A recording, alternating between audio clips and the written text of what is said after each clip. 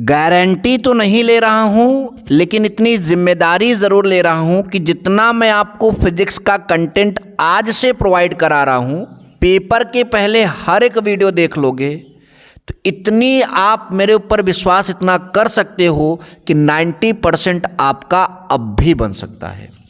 जी हाँ बच्चों, आपके एक चैप्टर से लेकर आखिरी चैप्टर तक पहले हम सभी बहुविकल्पी प्रश्न कराएंगे। एक दिन में 2 या 3 वीडियो भी आप सभी को मिल सकती है। उसके बाद अति लघुत्तरी कराएंगे, फिर आपका लघुत्तरी कराएंगे, फिर आपका 5 नंबर वाला कराएंगे, हर एक प्रश्न पार्ट वाइज कराएंगे। तो आज के इस वीडियो में हम बात करने, पहले आप हमारे वीडियो को 5 मिनट देखिए, खुद ही आपको समझ में आएगा कि आपको ये कंटेंट अच्छा लग रहा है कि नहीं लग रहा है और आपको मेरी बात समझ में आ रही कि नहीं आ रही है। तो आज का वीडियो शुरू करते हैं। UP board exam 2024 class 12th physics, बहुविकल्पी प्रश्न, वैद्युतावेश तथा वैद्युत क्षेत्र के, वैद्युतावेश और वैद्युत क्षेत्र के बहुविकल्पी प्रश्न 27 बहुविकल्पी प्रश्न हैं। अगर आप ये करते हो तो निश्चित तौर पर इससे बाहर तो मुझे नहीं लगता आएगा। बाकी लोग जो है आपको लेकर आएंगे 4 क्वेश्चन, 5 क्वेश्चन, 10 क्वेश्चन। मैं पूरे एक पार्ट का ही 27 क्वेश्चन लेकर आया हूँ। जबरदस्त तैयारी करा दूंगा यार, 20 मिनट के अंदर आपको क्या चाहिए 27 क्वेश्चन मिल जाएगा। उससे पहले ये थोड़ा आप देखिए, मैंने आप सभी के लिए जो है इस तरह का एक सूत्र बना दिया है। इस सूत्र को भी जल्दी से तैयार कर लीजिए। यही सारे सूत्र जो है इन सारे प्रश्नों को हल करेंगे। Q बराबर N इंटू ई, यानी आवेश बराबर इलेक्ट्रॉनों की संख्या गुणते आवेश होता है। इलेक्ट्रॉन का आवेश आपने पढ़ा ही होगा। कूलाम के नियम से 1/4πε0 K into Q1 Q2 by R square की अगर वायु निर्वात आ जाएगा K का मान 1 हो जाएगा। वैद्युत क्षेत्र की तीव्रता का फार्मूला जो है बल बटा आवेश होता है। एक आवेश के कारण जो है एकल आवेश के कारण वैद्युत क्षेत्र की तीव्रता का ये फार्मूला होता है। वैद्युत ध्रुव आघूर्ण Q गुणते 2L होता है। अच्छी स्थिति में वैद्युत क्षेत्र की तीव्रता 1/4πε0 2π/r³ होता है। निरक्षी स्थिति में वैद्युत क्षेत्र की तीव्रता 1/4πε0 इंटू 2π/r³ होता है। यहाँ 2p रहेगा, यहाँ p/r³ होता है, सॉरी। एक समान वैद्युत मतलब वैद्युत ध्रुव को एक समान वैद्युत क्षेत्र में घुमाने में जो आपका बलाघूर्ण होता है वो उसकी वैल्यू कितनी होती है? Tau is equal to EP sin थीटा। अपसाइलिन बराबर अपसाइलिन 0 K होता है। अपसाइलिन जो है माध्यम की विद्युतशीलता होती है। लैम्डा अर्थात रेखीय आवेश घनत्व का फार्मूला होता है आवेश बटा लंबाई। पृष्ठीय आवेश घनत्व का फार्मूला होता है आवेश बटा क्षेत्रफल। आयतन आवेश घनत्व का फार्मूला होता है आवेश बटा आयतन। फिर फ्लक्स का फार्मूला होगा विद्युत क्षेत्र की तीव्रता डॉट जो है क्षेत्रफल, तो vector E dot vector dA बराबर EdA cos थीटा। फिर गास के प्रमेय से आएगा Q बटा अपसाइलिन 0। फिर एक तार रहेगा, उसके कारण जो निकट विद्युत क्षेत्र की तीव्रता ज्ञात करोगे R दूरी पर, लैम्डा बटा 2π अपसाइलिन 0 इंटू R, ठीक। उसके बाद जो है एक समतल मतलब कि जो चादर है नगण्य मोटाई का, उसके कारण जो है विद्युत क्षेत्र की तीव्रता का फार्मूला सिग्मा बटा 2 अपसाइलिन 0, और एक प्लेट के कारण जो विद्युत क्षेत्र की तीव्रता आएगी वो सिग्मा बटा अपसाइलिन 0। दोनों को ध्यान दीजिएगा। अब गोली कोष के लिए तो बहुत सारे क्वेश्चन इस मतलब की वीडियो में आपको देखने को मिलेंगे। गोली कोष जो होता है, खोखला गोला जो होता है वो गोली कोष होता है। उसके बाहर विद्युत क्षेत्र की तीव्रता का ये फार्मूला होगा, उसके कोष पर विद्युत क्षेत्र की तीव्रता का ये फार्मूला होगा। ये R जो है केंद्र से वहाँ बाहर जहाँ पर निकालोगे उसकी दूरी है, और जब कोष पर निकालोगे तो वो दूरी त्रिज्या के बराबर हो जाएगी। और गोली कोष के भीतर कैसा भी कन्फ्यूजन आपको क्रिएट कराए, लेकिन गोली कोष के भीतर की बात कर देगा तो ये मान के चलो उसके अंदर जो है विद्युत क्षेत्र की तीव्रता क्या होगी? 0 होगी। इतना याद रखिएगा। चाहो तो आप इसका सूत्र का स्क्रीनशॉट ले लो, इसी से हम पूरा सॉल्व करने वाले हैं, ठीक। ध्यान दीजिए। तो हम लोगों के सामने पहला प्रश्न आपका आ चुका है। 1 इलेक्ट्रॉन वोल्ट का मान होता है। तो देखिए, इलेक्ट्रॉन देखते ही बच्चे घबरा जाते हैं कि इलेक्ट्रॉन और वोल्ट। एक्चुअल में ये 2 पार्ट आगे का है, लेकिन अब इसमें हमने जिस क्वेश्चन बनाया उसमें ये क्वेश्चन दिख गया। भाई पढ़ना तो है ही आपको, आगे पीछे इसका मतलब है।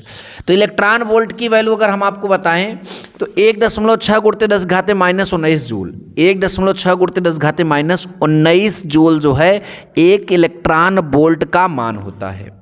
ये ऊर्जा का मतलब मात्रक है, ऊर्जा का सबसे छोटा मात्रक है 1.6 गुणित 10 घाते -19 जूल। धनावेशित वस्तु में होती है। तो भैया हम सबसे पहले ये जानने की कोशिश करते हैं धनावेशित कोई किसी वस्तु पर धनावेश आता कब है। तो देखिए, जब भी किसी वस्तु से इलेक्ट्रॉन निकलते हैं तो वो धनावेशित हो जाती है, इलेक्ट्रॉन जुड़ते हैं तो ऋणावेशित हो जाती है। तो यहाँ इलेक्ट्रॉन निकलने धनावेशित हुआ है, नहीं इलेक्ट्रॉन निकलना है। इलेक्ट्रॉन निकला है तो इलेक्ट्रॉन की कमी होगी, और ऋणावेशित होता तो इलेक्ट्रॉन की अधिकता होती। क्वेश्चन ऐसे भी पूछ सकता है। तो धनावेशित वस्तु में इलेक्ट्रॉनों की क्या होती है? कमी, क्योंकि इलेक्ट्रॉन निकलते हैं। बात समझ में आ गई? अच्छा, एक इलेक्ट्रॉन वोल्ट निम्न में किसका मात्रक है? अभी हमने ऊपर बताया कि इलेक्ट्रॉन वोल्ट की वैल्यू कितनी होती है 1.6 × 10⁻⁻19 जूल। जूल किसका मात्रक होता है? ऊर्जा का। तो आप इसमें किसका मात्रक लगाएंगे यहाँ पर? ऊर्जा का। अच्छा बच्चों, आगे आपका अगला प्रश्न है, ध्यान से समझिएगा, बड़े अच्छे से इन सारे प्रश्नों को आप लोग समझिएगा। प्रश्न है, यदि +1 माइक्रोकुलाम व +5 माइक्रोकुलाम के दो आवेशित कणों को एक दूसरे से 10 सेंटीमीटर की दूरी पर रखा जाए तो उन पर लगने वाले बलों का अनुपात बताइए। आपने कूलाम का नियम पढ़ा था, तो कूलाम के नियम में आपने एक टॉपिक पढ़ा था सदिश स्वरूप। सदिश स्वरूप हमारा बताता है कि दो आवेशों में जो बल लगता है उसमें पहला वाला आवेश दूसरे पर जितना बल लगाएगा, दूसरका वाला आवेश भी पहले पर उतना ही बल लगाता है। तो जब दोनों के बल के मान समान हो गए तो अनुपात जब निकालोगे तो कितना आएगा? 1:1। तो ऐसा ऑप्शन आपका कहाँ दिख रहा है? ऑप्शन नंबर फर्स्ट दिख रहा है। 1:1 इसका क्या हो जाएगा? सही जवाब हो जाएगा इसमें आपका। ठीक, ऑप्शन नंबर फर्स्ट जो है 1:1। ठीक, आई होप आपको ये बात अच्छे से समझ में आ गई। ठीक, नंबर नेक्स्ट प्रश्न देखते हैं आपका अगला वाला कि एक इलेक्ट्रॉन 5 वोल्ट विभवांतर द्वारा त्वरित किया जाता है। इलेक्ट्रॉन द्वारा अर्जित की जाने वाली ऊर्जा, इलेक्ट्रॉन कितने वोल्ट के विभवांतर से त्वरित किया गया है? सबसे पहले हमें ये देखना है। 5 वोल्ट के विभवांतर से इलेक्ट्रॉन जो है त्वरित किया गया है। अब वो कितना अर्जित कर लेगा ऊर्जा, ये हमको यहाँ पर क्या करना है? कैलकुलेट करके बताना है। तो सबसे पहले हमें एक फार्मूला पता होना चाहिए। फार्मूला क्या होता है? इलेक्ट्रॉन को त्वरित करने में अर्जित की गई ऊर्जा जो होती है QV होती है। QV आवेश इंटू विभवांतर, आवेश इंटू विभवांतर। तो एक इलेक्ट्रॉन का आवेश किसके बराबर होता है? E के बराबर होता है। अब विभवांतर कितना है? 5, तो 5 eV यानी 5 इलेक्ट्रॉन वोल्ट। कितना? 5 इलेक्ट्रॉन वोल्ट इसका क्या हो जाएगा? सही जवाब हो जाएगा। देखो बच्चों, अगला क्वेश्चन हमारा है 8 कूलाम ऋण आवेश में इलेक्ट्रॉनों की संख्या। तो देखिए 8 कूलाम जो है आपका क्या है? ऋण आवेश। इलेक्ट्रॉनों की संख्या इसमें हमें क्या करना है? कैलकुलेट करके बताना है कि 8 कूलाम में जो है इलेक्ट्रॉनों की संख्या कितनी होगी। मैं यहीं पर सॉल्व कर दे रहा हूँ, ध्यान से देखिए। तो Q बराबर फार्मूला N × E होता है। Q बराबर क्या होता है? N × E। तो इलेक्ट्रॉन की संख्या N बराबर क्या हो जाएगा? Q/E। बस ध्यान से देखिए, अभी समझ में आ जाएगा। Q का मान कितना है? 8 कूलाम। E का मान कितना होता है? 1.6 × 10⁻⁻19। थोड़ा नीचे करूँगा और बड़ा दिखेगा। ठीक, ये आपका हो गया। उसके बाद बच्चों ध्यान दीजिए, दशमलव इसका हटाएंगे तो ऊपर एक 0 आ जाएगा, तो वो हो जाएगा 80 और बटा नीचे हो जाएगा 16। अगुड़ते ये ऊपर जाएगा 10 की घाते आपका कितना हो जाएगा? 19 प्लस में हो जाएगा। अच्छा, 16 का पहाड़ा पढ़िए कितना हो जाएगा? 16 × 5 = 80, 5 × 10 की घाते 19। इतने इलेक्ट्रॉन होंगे, ऐसा कोई ऑप्शन तो होगा ही आपका। 5 × 10 की घाते 19 पहला ऑप्शन है आपका, ये क्या हो जाएगा? सही हो जाएगा। आई होप की बात समझ में आ रही है, अच्छे समझ में आ रहा होगा। अगला क्वेश्चन है इलेक्ट्रॉन के आवेश एवं संहति का अनुपात। अब भैया आवेश और संहति बोल रहा है, तो संहति क्या होता है? द्रव्यमान को संहति करते हैं। कभी कभी ऐसे आपको क्वेश्चन देकर फंसाएगा, तो देखो मैंने पहले ही कैलकुलेट करके रख लिया है। संहति मतलब इलेक्ट्रॉन का आवेश E हो गया और संहति मतलब द्रव्यमान E हो गया। E/m पूछ रहा है आपसे, कभी कभी E/m कहेगा, तो E की वैल्यू इतनी ही होती है, आप सबको मालूम है। इलेक्ट्रॉन का द्रव्यमान 9.1 × 10⁻31 किलोग्राम। इसको सॉल्व करते हैं तो हम लोगों को आता है 1.77 × 10⁻11। आवेश का मात्रक कूलाम और इसका मात्रक किलोग्राम। ठीक, ऐसा कोई ऑप्शन तो होगा ही, पहला ही ऑप्शन है 1.77 × 10⁻11 कूलाम प्रति किलोग्राम। अच्छा, अगला प्रश्न फिर से वैसे ही आ गया, बस थोड़ी सी वैल्यू बदल दिया गया है। दो आवेश एक दूसरे पर बल लगाएंगे तो अनुपात इनका कितना बनेगा?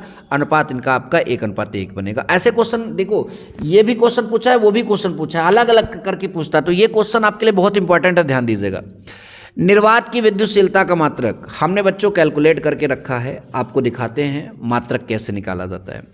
बच्चों आपको मालूम है कि F बराबर 1/4πε0 होता है, Q1 Q2/r² होता है।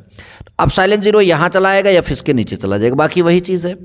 अब मात्रक लिखते समय 4π का तो कोई मात्रक होगा नहीं, या फिर यानी बल का मात्रक न्यूटन होगा।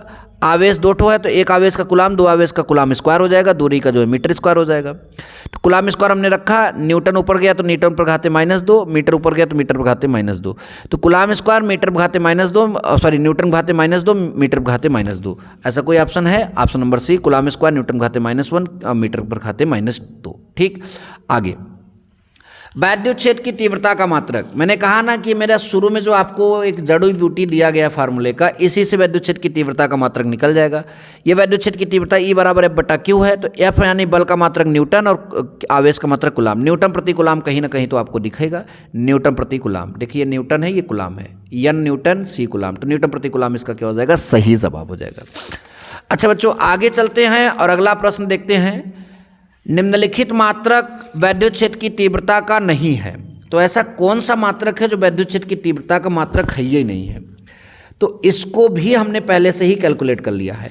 ये प्रश्न मैं बोलता हूँ बहुत बार पूछा गया, इतना पूछा गया, अब क्या बताएं आपको। तो आपको तैयार करके पहले से जाना चाहिए, ठीक। देखिए वैद्युत क्षेत्र की तीव्रता के फार्मूले होते हैं E बराबर F/Q और E बराबर B/D भी होता है, यानी विभवांतर बटा दूरी भी वैद्युत क्षेत्र की तीव्रता का होता है। अब विभवांतर का फार्मूला होता है कार्य बटा आवेश, तो आवेश नीचे कर लिया यानी ये हो गया। 3 फार्मूले हमारे पास हैं। तो एक मात्रक बनेगा न्यूटन प्रति कूलाम, देखते हैं क्या न्यूटन प्रति कूलाम वहाँ पर है। तो न्यूटन प्रति कूलाम ऊपर गया -1, ये आपका ऑप्शन में है। अच्छा दूसरा वोल्ट विभवांतर का और दूरी का मीटर, वोल्ट प्रति मीटर यानी मीटर -1 हो जाएगा। तो वोल्ट और मीटर पर -1 आपका दिखा। अगला जो हमारा जूल आवेश मतलब कि कार्य का हो जाएगा और आवेश का कूलाम हो जाएगा और इसका जो है मीटर हो जाएगा। तो joule coulomb inverse metre inverse, ऐसा कोई है, joule coulomb inverse metre inverse, यानी ये तीनों तो विद्युत क्षेत्र की तीव्रता के मात्रक हैं। कौन सा नहीं होगा, जूल इंटू कूलाम इनवर्स। अच्छा आगे है अगला आपका क्वेश्चन है 5 कूलाम आवेश के 2 बराबर किंतु विपरीत आवेश एक दूसरे से 5 सेंटीमीटर दूरी पर है, एक दूसरे से 5 सेंटीमीटर दूरी पर है। इसका वैद्युत ध्रुव आघूर्ण, तो भैया हमने पहले ही कहा ना हमारा आधा ज़्यादा क्वेश्चन तुम्हारे उस मतलब कि पहले जो मैंने आपको दिखाया उससे हो जाएगा। P इक्वल टू क्या होता है फार्मूला, Q इंटू 2L, वैद्युत ध्रुव आघूर्ण Q इंटू 2L। तो भैया Q का मनवा कितना है, 5 है, और दूरिया कितना है आपका 5 सेंटीमीटर है। ये 2L की जगह पर लिखा जाएगा, L की जगह पर नहीं लिखा जाएगा। तो 5×5 कितना आता है 25, लेकिन हमें मीटर में आंसर दिखाना है। अगर सेंटीमीटर में आंसर दिखाना होगा तो अलग चीज़ होगा, लेकिन मीटर में आंसर दिखाना है तो सेंटीमीटर को जब मीटर में कन्वर्ट करेंगे 10⁻²2 आएगा। तो 5×5 25 × 10⁻², 25 × 10⁻², ये C सेंटीमीटर नहीं है, सेंटीमीटर मत समझो, ये कूलाम मीटर है। तो 25 × 10⁻² कूलाम मीटर, ये वाला ऑप्शन आपका सही हो जाएगा। अब देखो इसी चीज़ को वेक्टर फॉर्म में लिखाने के लिए कह रहा है, तो vector P equal to Q into vector 2L, तो आपका ये हो जाएगा, ठीक। नहीं सॉरी, आघूर्ण की बात कर रहा है, तो आघूर्ण यहाँ हमारा है, ठीक। आघूर्ण देखो, आघूर्ण का फार्मूला यहाँ पर है, 1 minute, tau is equal to ये P E sin थीटा यानी vector E dot vector P, या ठीक। तो ये हमारे पास सॉरी क्रॉस में आता है, किस में आता है, क्रॉस में आता है। तो ऑप्शन सही हो जाएगा vector P cross vector E, ठीक, क्योंकि EP sin थीटा था ना, तो vector P cross vector E, ये वाला आपका ऑप्शन क्या हो जाएगा, यहाँ पर सही जवाब बन जाएगा, ध्यान दीजिएगा, ठीक। अगला एक बिंदु आवेश पर वैद्युत ध्रुव के कारण लगने वाला वैद्युत बल निर्भर करता है। बिंदु आवेश पर जो है वैद्युत ध्रुव के कारण लगने वाला बल जो है निर्भर करता है। देखिए बल को हम तीव्रता से रिप्रेजेंट करते हैं। देखिए बल को हम तीव्रता से रिप्रेजेंट, जब द्विध्रुव आएगा तीव्रता से रिप्रेजेंट करेंगे। तो आप देखिए तीव्रता के 2 फार्मूले हमने यहाँ पर बताए, इसमें भी नीचे r³ है, इसमें भी नीचे r³ है, और इसकी जगह आप लिख सकते हैं, क्या लिख सकते हैं आप इसकी जगह, बल बटा मतलब आवेश। तो बल जो है इस r के प्रोपोर्शनल में हो जाएगा, यहाँ भी और यहाँ भी r³ के, ठीक। तो आपका ऑप्शन नंबर क्या हो जाएगा, 3 इसका सही हो जाएगा। थोड़ा ध्यान से और कायदे में सारे क्वेश्चनों को देखो। नंबर नेक्स्ट क्वेश्चन है कि एक वैद्युत रोधी स्टैंड पर रखे 10 सेंटीमीटर त्रिज्या के चालक खोखले गोले की सतह पर वैद्युत क्षेत्र की तीव्रता 10 न्यूटन प्रति कूलाम है। गोले के केंद्र पर वैद्युत क्षेत्र की तीव्रता, अरे भैया गोला के केंद्र पर बोल दिया, मजा आ गया, खोखला गोला है।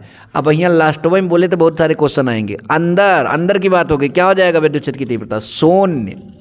वैद्युत क्षेत्र की तीव्रता कितनी होगी, 0 होगी। अगला धातु के आवेशित गोले के पृष्ठ से अंदर की बात कर रहा है, ठीक। गोले के अंदर केंद्र की ओर जाने पर वैद्युत क्षेत्र का मान क्या होता है, अरे भैया हर जगह 0 रहता है।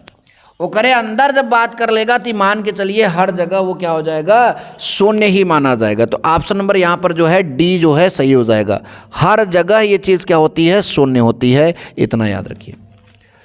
नंबर नेक्स्ट देखिए इसी तरह के बहुत सारे प्रश्न पूछे गए हैं। आवेशित खोखला गोला जो है विद्युत क्षेत्र उत्पन्न नहीं मतलब कि नहीं करता है, तो किसी आंतरिक बिंदु पर नहीं करता, अंदर की बात है। तो फिर से आपको उसी तरह का 3 क्वेश्चन हो गया, देख लीजिए। अगला वैद्युत फ्लक्स का मात्रक। अरे भैया हम सारा चीज़ तो यहीं से दिखा रहे हैं ना, आप ध्यान दीजिए। फ्लक्स का फार्मूला कहीं ना कहीं होगा भैया, ये है फ्लक्स, तीव्रता गुणते क्षेत्रफल। तीव्रता का था न्यूटन प्रति कूलाम और क्षेत्रफल का मीटर स्क्वायर। ठीक, तो भैया यहाँ पर पहले न्यूटन कूलाम देखते हैं, है का। अरे बाप रे, न्यूटन कूलाम तो है लेकिन मीटर स्क्वायर नहीं है।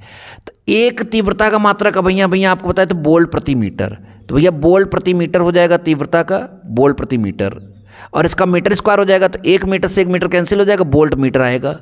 वोल्ट मीटर, ये वोल्ट मीटर इनवर्स भी है तो वोल्ट मीटर आएगा, तो विद्युत फ्लक्स का मात्रक वोल्ट मीटर होता है। ठीक, नंबर नेक्स्ट, अच्छा क्वेश्चन, जबरदस्त क्वेश्चन, लाजवाब क्वेश्चन, बेमिसाल क्वेश्चन। इस तरह का क्वेश्चन आता है तो आपकी वो क्या कहते हैं ना, नानी याद आ जाती है। नानी याद आने का सीधा सीधा अर्थ ये है कि क्वेश्चन कठिन है। नानी याद आने का मतलब है क्वेश्चन कठिन है। देखिए, किसी भी बंद पृष्ठ से पास होने वाला कुल फ्लक्स का फार्मूला गास ने बताया था, Q/ε0 होता है। तो कुल फ्लक्स आपका इतना हो गया, ठीक, ये।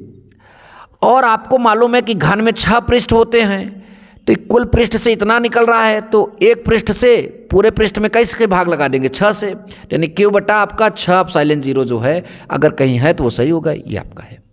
कितना सिंपल है यार, कितना मज़ेदार है। यल भुजा का घन का केंद्र पर जो है एक आवेश Q कूलाम का रखा था, घन के एक तल से गुजरने वाला फ्लक्स निकालना था, तो एक तल से कितना निकलेगा, Q/6/ε0। नंबर नेक्स्ट आपका है, R1 एवं R2 त्रिज्या के 2 चालक गोलों के पृष्ठों पर आवेशों के पृष्ठ घनत्व बराबर हैं। देखो हमने सॉल्व किया भाई, तीव्रताओं का अनुपात निकालना है, कितना सिंपल है।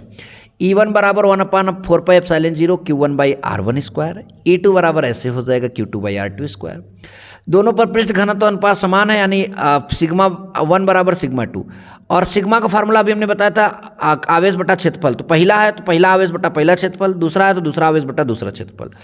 आवेश की जगह आवेश रख दिया, और क्षेत्रफल जो है गोला है तो 4πr² होता है, तो 4πr1² और 4πr2² हो जाएगा। ठीक, अच्छा अब ध्यान दीजिए, अनुपात निकालना E1/E2, तो E1 की वैल्यू इतना था, E2 की वैल्यू इतना था, हमने वहाँ से लेकर रख दिया। अच्छा, 1/4πε0 से 1/4πε0 तो अपने घरे चला जाएगा, या फिर कह दीजिए कैंसिल हो जाएगा। ठीक, समझ में आ रहा है। या फिर ये देखिए, ε0 से ε0 कैंसिल कर दीजिए, Q1/4πr1², देखो यहाँ पर है भैया Q1/4πr1², ऐसे नीचे आएगा Q2/4πr2², है ना, तो ये आपका है। ऊपर भी उतने और दोनों बराबर है, तो ऊपर भी उतने नीचे भी उतने, कैंसिल हो जाएगा, आएगा कितना, 1/1। तो इसका सही जवाब क्या हो जाएगा, 1/1। नंबर नेक्स्ट, किसी तार में 2 एम्पियर की धारा 2 सेकंड तक प्रवाहित करने पर तार में प्रवाहित आवेश की मात्रा होगी।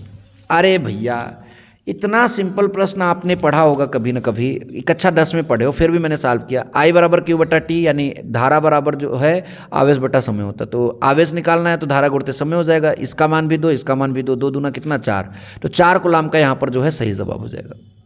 ये प्रश्न हमने सॉल्व किया है।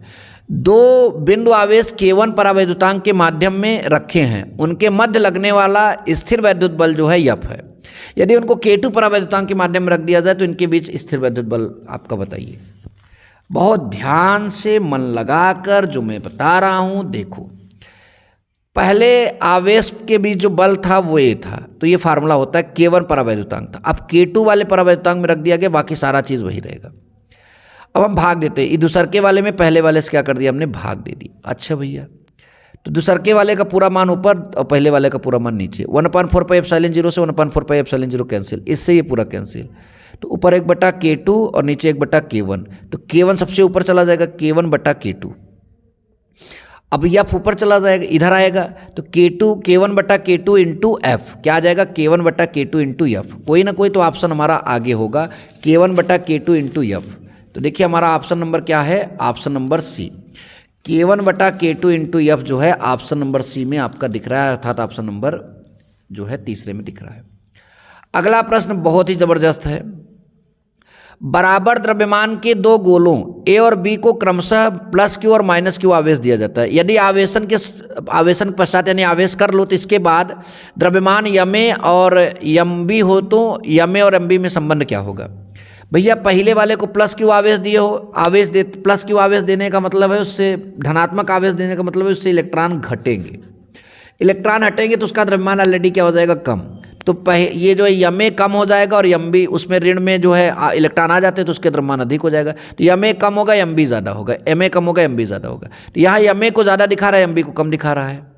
यहाँ यम ए को कम दिखा रहा है, एम बी को ज़्यादा दिखा रहा है। तो ये वाला ऑप्शन क्या हो जाएगा, सही। ठीक इसी तरह से समझते बच्चों। अगला हमारा है दो बिंदु आवेशों के बीच एफ न्यूटन का स्थिर वैद्युत बल कार्य करता है। यदि आवेशों को के परावैद्युतांक के माध्यम में रख दिया जाए तो यह बल होगा। तो यह बल कितना होगा हमें यहाँ पर जो है समझाना है, यह बल जो है कितना होगा। तो इसको भी हमने यहाँ पर थोड़ा सा कैलकुलेट किया है, आप सभी को दिखाना चाहेंगे। जो हमने यहाँ पर कैलकुलेट किया है वो पूरी बात यहाँ पर दिखाना चाहेंगे। तो देखो इसमें अब आपका पहले क्या कहा था वैसे मैंने इसमें किया। दो बिंदु आवेशों के बीच एफ न्यूटन स्थिर वैद्युत बल कार्य करता है। तो ये हमने ये फार्मूला लगा दिया है। यदि आवेशों को के परावैद्युतांक के माध्यम में रख दिया जाए, इतना हमने यहाँ पर रख दिया। ठीक, ध्यान से देखिए, ठीक आपको समझ में आया। तो अब हम यहाँ पर देखेंगे कि तो यह बल होगा, यह बल कितना होगा, एफ डैश बटा एफ हमने निकाला। तो एफ डैश बटा एफ जो है, एफ डैश में जो है अगर आप मान करोगे तो ये जो है अभी इसको जब कैलकुलेट करोगे तो ये कितना आएगा, ये मैं आप सभी को दिखाने की कोशिश करता हूँ। ये बात तो कैंसिल हो ही जाएगी, ये भी बात कैंसिल हो जाएगी।